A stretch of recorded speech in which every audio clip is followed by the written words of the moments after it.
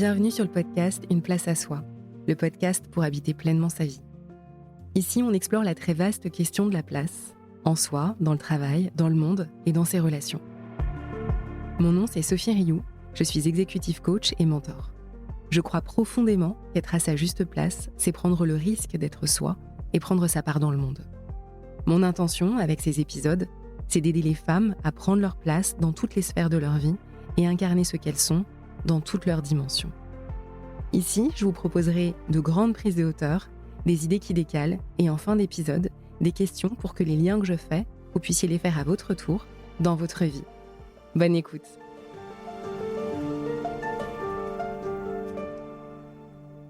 Et si on sortait du mythe de la meilleure version de soi-même et qu'on cultivait l'art subtil de se foutre la paix? Alors pas en dilettante, pas en révolte non plus, mais avec sensibilité, avec lenteur et avec douceur. Alors j'enregistre cet épisode début août, un peu avec cette sensation d'entre-deux. Alors déjà c'est au milieu de l'été, entre travail et vacances, un peu avec une perte de repères pour moi. Et c'est aussi la fin d'une période assez intense. Et là, moi j'éprouve vraiment le besoin de rentrer dans ces vacances et de tout couper. D'ailleurs, je sais pas pour vous, mais moi j'ai quand même un peu l'impression que début juillet c'était genre avant-hier quoi. Et je sens cet entre-deux, entre la fin de mon cycle de formation en thérapie psychocorporelle en juillet, et juste après, la semaine qui a suivi, il y a eu ma rencontre avec la voix du sentir. Alors la voix du sentir, pour celles et ceux qui n'en ont jamais entendu parler, c'est une voix spirituelle, non religieuse, qui était enseignée par Louis Sansa, et qui est profondément ancrée dans l'instant présent.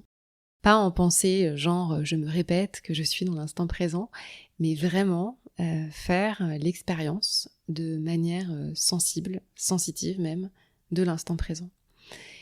C'est une voix qui invite à revenir à soi, à lâcher le mental, à écouter le corps, les sensations du corps.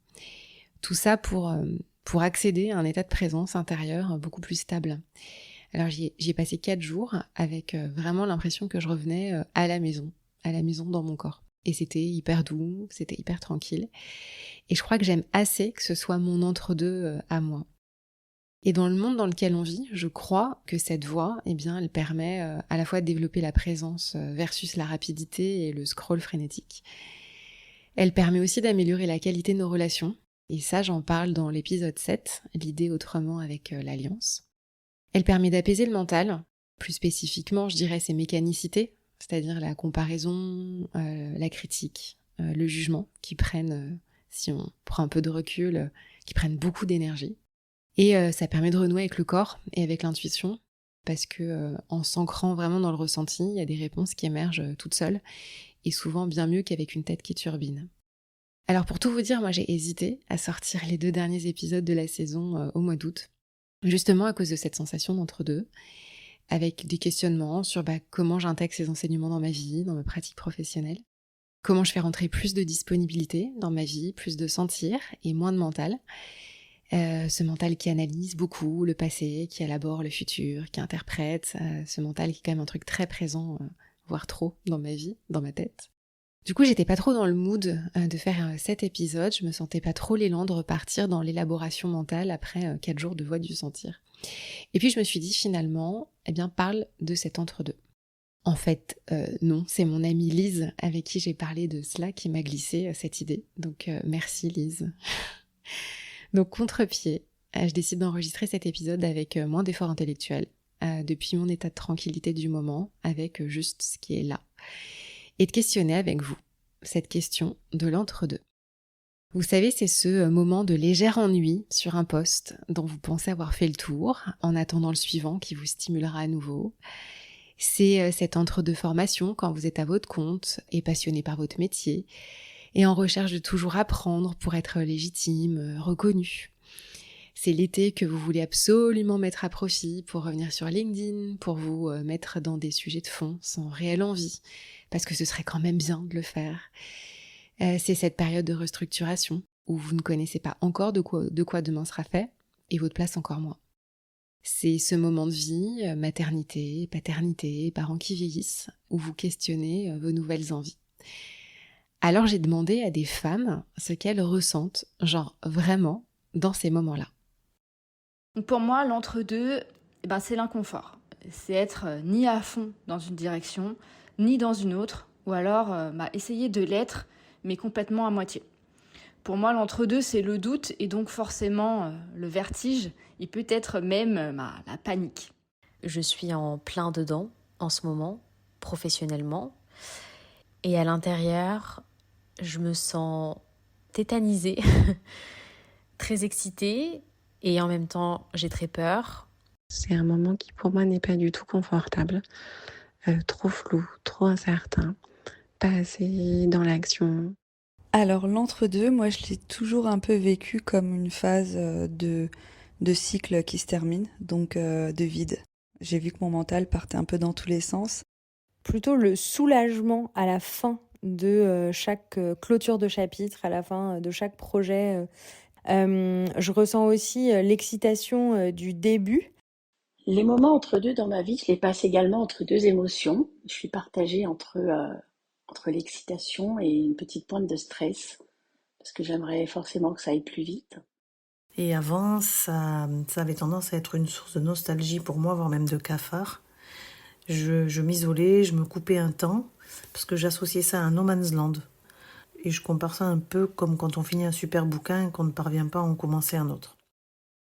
Alors ce qui m'interpelle, moi, quand j'écoute ces femmes, c'est que cet entre-deux, il est souvent synonyme de vide, d'inconfort et de confusion entre plusieurs émotions. Et moi-même, en fait, en préparant cet épisode, je me suis demandé comment c'était pour moi. Et je crois qu'il y a vraiment quelque chose du registre de la légère angoisse et d'une certaine difficulté à profiter vraiment de ces temps de pause, comme si m'y plonger et vraiment en profiter pouvait me porter l'œil. Du coup, dans cet épisode, on va se demander pourquoi il faudrait optimiser cet entre-deux pour y trouver des réponses, pour préparer la suite, pour faire des choix. On va également se demander pourquoi on cherche en permanence à devenir la meilleure version de soi-même et pourquoi cet entre-deux est une période dont il faudrait sortir le plus vite possible. Et enfin, on va réhabiliter le principe même de l'entre-deux, qui est bien trop sous-coté à mon avis, et y voir une autre manière de penser la croissance. Et normalement, à la fin de cet épisode, vous devriez repartir avec 2-3 idées pour mieux vivre ces entre-deux. Allez, c'est parti!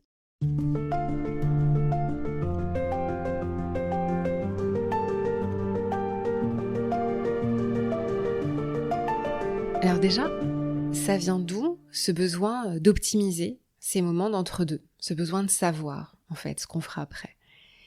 Alors, savoir, c'est mentaliser ce qui est hors de notre portée, et c'est croire, en fait, qu'on reprend le contrôle. Mais il y a quelque chose d'assez illusoire là-dedans. En fait, savoir, ça réduit l'anxiété, parce que notre cerveau, il aime pas l'anxiété. Et à quoi vous le voyez ? Eh bien, vous êtes un peu inconfortable quand on vous presse de vous prononcer sur le poste que vous voulez prendre dans votre entretien de développement, comme si ça pouvait être toujours clair comme de l'eau de roche, parce que vous êtes un peu nerveuse quand vous vous projetez à votre retour de congé maternité ou coparent, à l'idée de reprendre, voire de faire évoluer votre place, peut-être avec de nouveaux paramètres et de nouvelles envies. Je dis peut-être, mais c'est à peu près certain. Parce que vous paniquez aussi, votre trésorier aussi, à l'idée d'un trou d'air après ce très gros projet quand vous êtes freelance. Ce qu'il faut comprendre, c'est que ce sont notre besoin de clôture et notre intolérance à l'incertitude qui sont à l'œuvre à cet endroit-là. Et c'est ça qui nous amène à préférer une mauvaise certitude plutôt qu'une bonne inconnue. Alors on se projette, on vit dans l'après. On présuppose la réaction des uns, on cherche la prochaine formation, on élabore des plans de carrière à triple inconnu. En fait, on gesticule pour réduire cette peur existentielle du vide. En fait, on n'a jamais eu autant de liberté, mais on a complètement désappris à faire face à l'invisible, à l'inattendu et au non-agir. C'est Hartmut Rosa qui parle d'une société qui valorise la vitesse, qui valorise la nouveauté, l'activation permanente, et finalement qui rend toute forme d'arrêt un peu suspecte. Je partage l'exemple de Mathilde. Quand on travaille ensemble, elle vient de quitter un poste en Comex. Alors c'est son choix, elle a envie d'autre chose, mais elle ne sait pas encore exactement quoi. Et là, pour elle, ça se passe en 3 temps. Temps 1, elle quitte une identité professionnelle, socialement très reconnue, et elle cherche une nouvelle histoire à raconter. Mathilde, elle voudrait déjà savoir où elle va, comment elle y va et combien elle gagnera, ce qui la met en tension. Alors on travaille sur sa ligne de vie, sur ses succès, ses échecs, ses bifurcations, ses loyautés aussi, ses ressources bien sûr. Elle se connecte à ses désirs, même s'ils sont encore un peu flous au début de notre travail ensemble. Elle se connecte aussi à sa peur de ne pas être là où on l'attend et à sa peur de ne pas être légitime. Et petit à petit, elle apprend à voir ses pensées et ses émotions un peu comme une boussole. Temps 2, elle accepte que ça prenne un peu de temps, qu'il y a un deuil à faire, un nouveau cycle qui commence, mais elle ressent le besoin de se justifier auprès de ses proches qui se demandent et qui lui demandent « Mais tu vas faire quoi Mathilde ? C'est quoi ton plan ?» Et même, du coup, tu fais la grasse mat tous les jours. Donc on travaille sur l'image qu'elle a d'elle-même et sur le regard des autres. Petit à petit, elle transforme la culpabilité de ce moment de creux, ce moment de je ne sais pas, en liberté et en responsabilité. Et temps 3, mise en mouvement, Mathilde accepte de ne pas savoir, mais quand même elle expérimente. Elle commence à passer des entretiens, elle envisage d'autres secteurs d'activité. Elle donne de son temps en mentorat et elle étudie la possibilité de créer sa boîte. Et je crois vraiment que c'est ça la clé, c'est la stratégie des petits pas cosmiques. J'en ai déjà parlé dans un précédent épisode. C'est tenter des petites choses qui peuvent faire toute la différence pour peu, qu'on soit vraiment présent à ses pensées et à ses actions. Vraiment avec une intention et une pleine présence à soi. C'est se demander, ok, est-ce que c'est juste ? Est-ce que ça me plaît ? Est-ce que ça me rend vivante ? Et dans le cas de Mathilde, et peut-être que chez vous aussi, il y a quelque chose de fort en fait au début, c'est la projection. C'est la projection du manque, si la future activité est moins rémunératrice, c'est la projection de la déception des proches, c'est la projection du jugement peut-être des autres, des anciens collègues. Et pour Mathilde, c'était ça en tout cas, et puis le doute en sa légitimité. Mais ce qu'il faut voir en fait à cet endroit-là, c'est que ces projections, elles n'existent pas. La projection, c'est une construction du mental sur quelque chose qui n'est pas en train de se produire. Si ça n'est pas en train de se produire, ça n'existe pas. Et dès lors que vous revenez à ce qui est simplement là, dans l'ici et maintenant, eh bien, vous vous rendez disponible à ce que vous ressentez, à ce dont vous avez vraiment envie, et à ce que vous apprennent finalement ces expérimentations. Je vous donne un autre exemple. On est en 2021, on sort d'une année de Covid, et en tant que DRH, j'ai travaillé comme une dingue. Alors pendant cette période-là, moi j'ai eu une liberté de fou, mais je me suis épuisée. Et à la fin de l'été 2021, j'ai plus de jus, j'ai plus d'envie, et j'appréhende beaucoup la rentrée. Je me demande si j'ai encore envie de ce job. La réponse est un timide non. Surtout que je sais pas quoi faire d'autre, surtout que ce job de DRH, c'était mon dream job. Donc je me sens un peu comme une petite enfant gâtée, ingrate, qui se demande déjà si c'est vraiment ça qu'elle veut faire. J'écoute le podcast Déviation. Je trouve ces parcours absolument fous, mais je me sens pas du tout capable de me mettre en déséquilibre, en tout cas pas encore. Alors, ce que je fais, c'est que je me donne des rendez-vous. Je me donne un rendez-vous en octobre et en mars de l'année suivante. Et vous savez quoi ? La vie est bien faite. En octobre, on m'annonce qu'on va vendre une de nos activités et qu'on va devoir mener une réorganisation. Et là, non pas que ce soit une bonne idée, une bonne nouvelle, cette réorganisation, mais en tout cas, à mon niveau, je sens qu'il y a quelque chose à apprendre pour moi. Et surtout, par rapport à ce qui flotte pour moi, il est surtout urgent de ne pas se précipiter. Au mois de mars, c'est plus précis pour moi. Je sais ce que je veux. Déjà, la première chose, c'est que je veux emmener le bateau de l'autre côté de la rive et bien mener le PSE pour l'entreprise, pour les collaborateurs, pour les gens qui restent, pour les gens qui vont partir et pour mon équipe. Moi, je sais que je veux partir. Je veux tenter l'aventure de l'entrepreneuriat et là aussi, la vie est farceuse. Mon boss me propose un poste qui est encore plus gros que celui que j'occupe, cette fois-ci en Angleterre. Donc là, ma tête me dit « Waouh, génial, je peux faire ça aussi. En fait, je suis aussi compétente que ça, je peux le faire. » Un peu étonnée, un peu galvanisée, une espèce de mélange assez agréable. Et en même temps, mon corps, il se contracte et me dit surtout « N'y va pas ». La suite de l'histoire, peut-être que vous la connaissez. Ce qui se passe, c'est que je suis mon élan, je me lance. J'ai tenté des choses, j'en ai goûté, j'en ai lâché. En tout cas, rétrospectivement, je pense que ça a été une décision que je n'ai regrettée à aucun moment. Et pour moi, l'enseignement ici, ça a été de laisser le temps faire son œuvre, avec quand même l'idée de me donner un cadre avec ces rendez-vous. Ça m'a apporté de la sécurité, ça m'a permis d'avoir des temps pour relever la tête du guidon, de réellement questionner mon envie, pour pas me laisser entraîner dans un poste sans réelle passion, sous prétexte que ça fonctionnait bien pour moi. Donc le temps a fait partie du job. Et en même temps, si je suis très honnête, j'ai vraiment trouvé le temps long et très inconfortable, souvent. Mais il m'a vraiment permis de sentir ce que je désirais vraiment et de faire évoluer les choses, parce que ce qui était valable en octobre, ne l'était déjà plus en mars suivant. Et ce sujet du désir, du temps qui laisse émerger le désir, celui à suivre pour pas passer à côté de sa vie, vous pouvez aller écouter le premier épisode, j'en parle. Si vous vous prenez en flagrant délit de remplissage ou de culpabilité de décélération, à vouloir finalement connaître la destination avant même d'avoir initié le mouvement, vous pouvez vous demander à quelle pression vous réagissez. Est-ce que c'est la pression des autres ou est-ce que c'est la vôtre, celle que vous vous mettez? Et là, je vous invite vraiment à prendre un temps d'intériorisation, quitte à mettre en pause cet épisode, et à vous demander à quoi vous renoncez quand vous refusez cet entre-deux. Alors peut-être que c'est à une forme d'attention à vous-même, à ce qui se passe autour de vous. Peut-être que vous renoncez au ralentissement, au repos.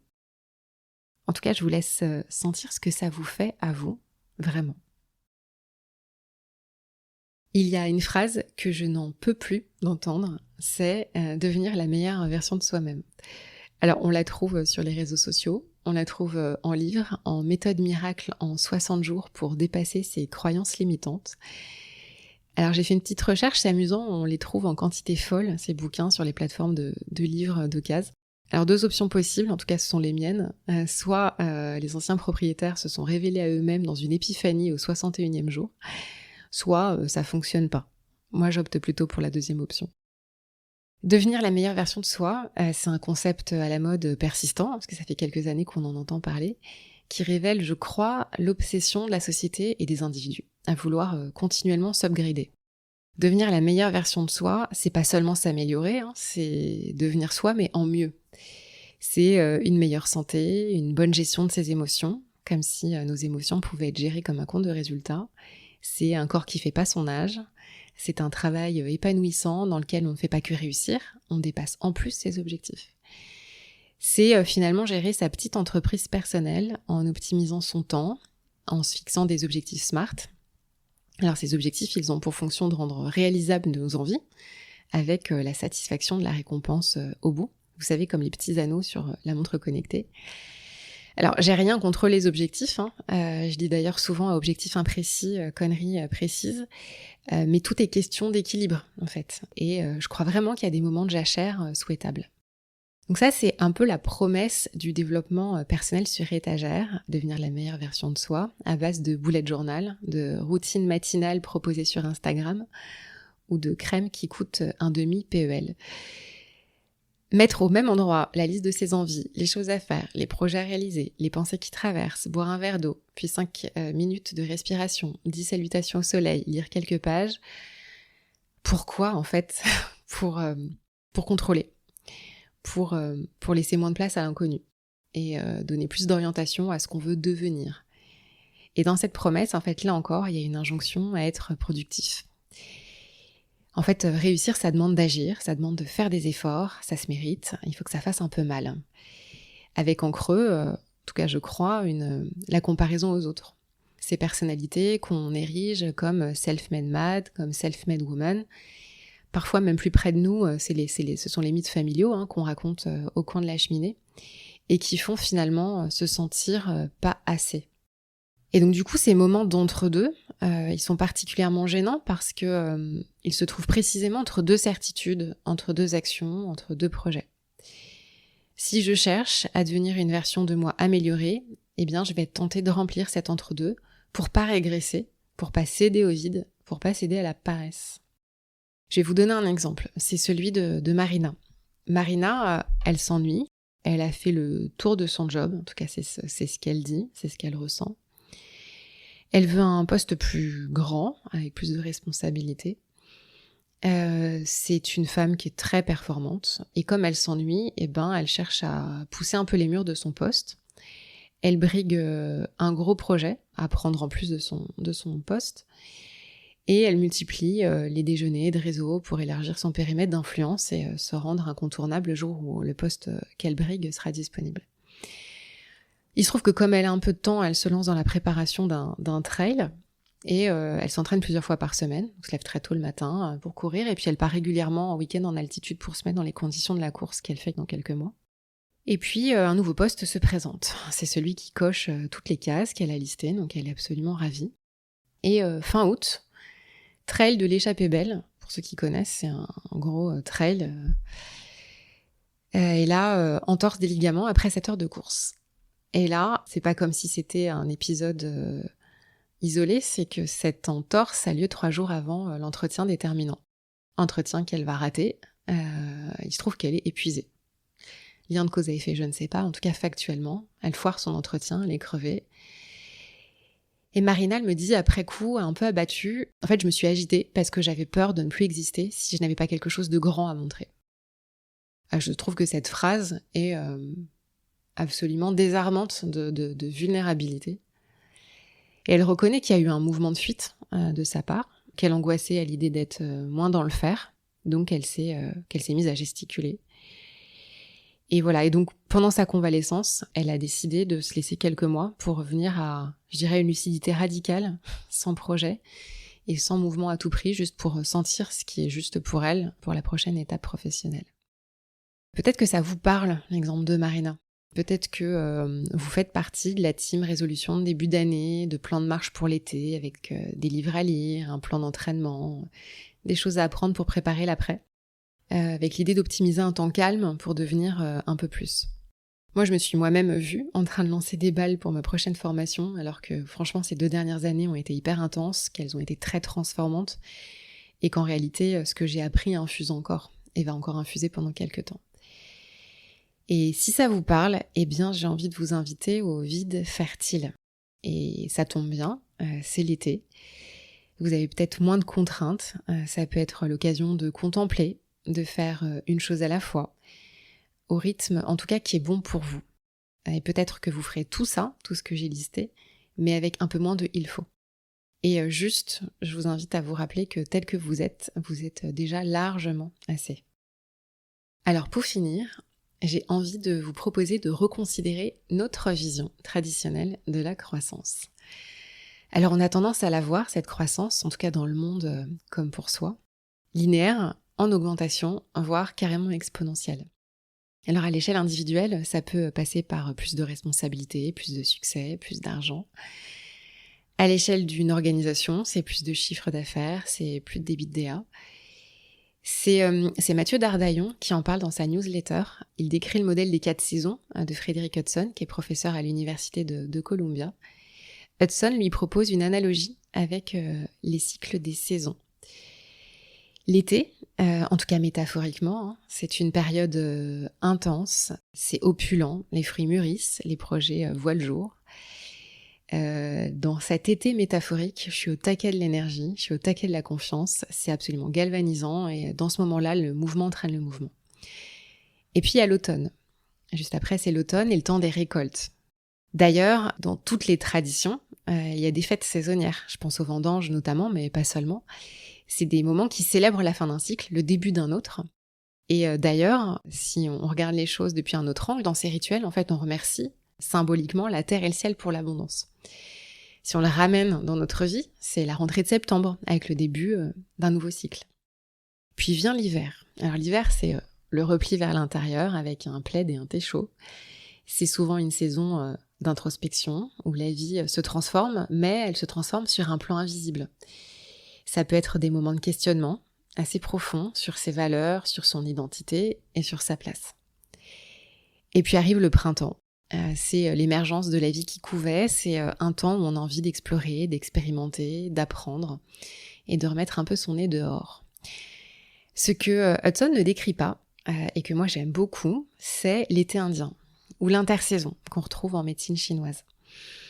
Et je trouve qu'elle a plein de choses à nous apprendre sur cette idée d'entre-deux. Chacune des 4 saisons traditionnelles, elle est représentée par un élément, donc c'est le feu, le métal, le bois et l'eau. Et ces 4 saisons sont aussi représentées par un point cardinal, nord, sud, est, ouest. L'intersaison, elle, c'est la terre, Et c'est l'observateur de ces 4 énergies, de ces 4 saisons, depuis le centre. Son point cardinal à elle, l'intersaison, c'est le centre. Cette terre, en fait, c'est un peu le catalyseur des transformations à chaque saison.